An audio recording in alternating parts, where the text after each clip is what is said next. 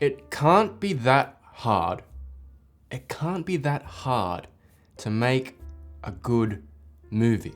Can it? It can't be that difficult. Roadhouse is a movie that exists. I'm gonna make this short.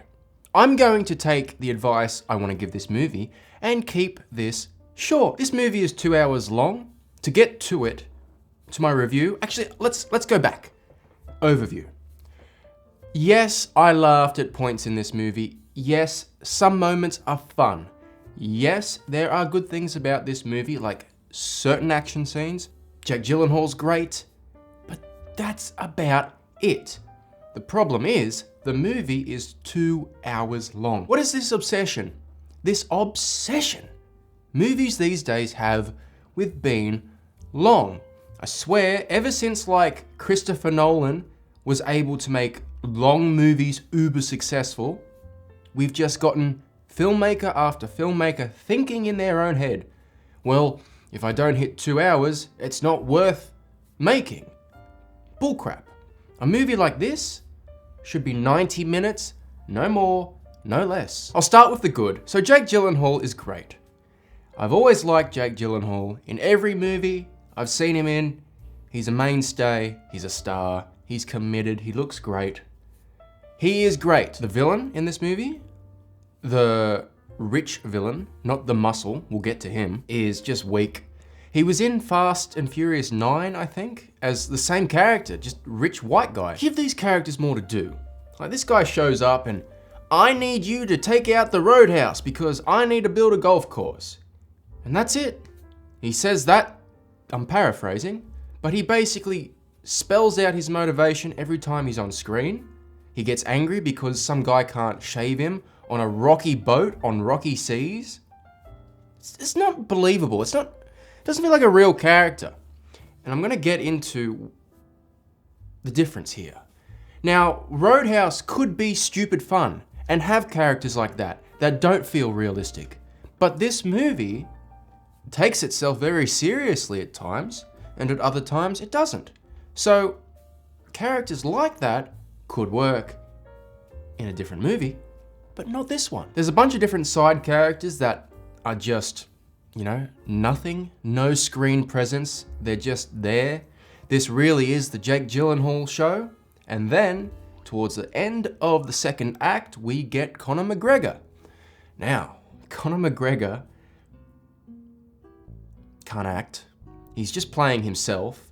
And at first, it's a lot of fun because it brought a bit of life to the movie because I was getting so bored. I really was getting bored. Conor McGregor shows up, gives you what you want a little bit, but then immediately has a fight scene with Jake Gyllenhaal, and it's not good. There's something about the action in this movie that feels very fake. There's a lot of CGI bodies moving around. There's a lot of CGI enhancements, and that is bizarre to me. If you're making a Roadhouse remake, you think to yourself, what is Roadhouse?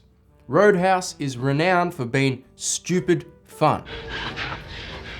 I used to fuck guys like you in prison. It is renowned for being a fighting movie. So that's the two things you really should nail. Fun and violence.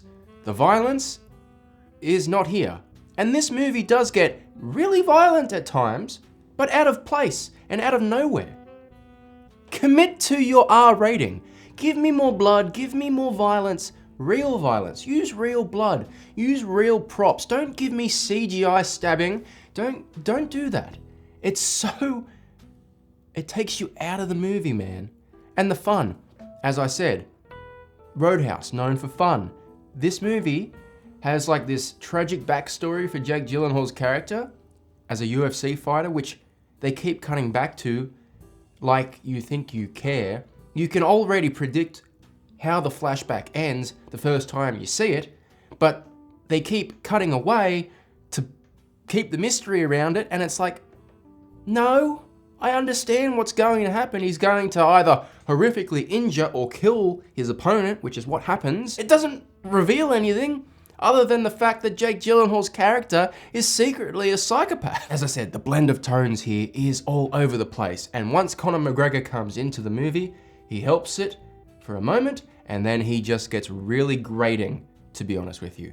He just keeps doing the same thing, the same thing, the same thing. He has this cocked smile on his face the entire time. And for a guy that is a professional fighter, the fight scenes aren't good.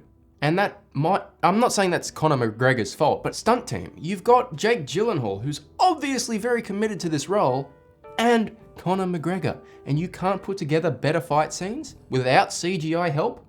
There's a scene in the first fight between Jake Gyllenhaal and Conor McGregor, and if you watch this movie, you'll notice it. Conor McGregor has Jake Gyllenhaal up against the bar, and he goes to punch him in the head, and he goes and punches either side of his head that slowly. And I'm sitting there going, God, what? It's just not well done. It's not well done. I'll show you a sequence from one of my short films now. Ready? Watch this.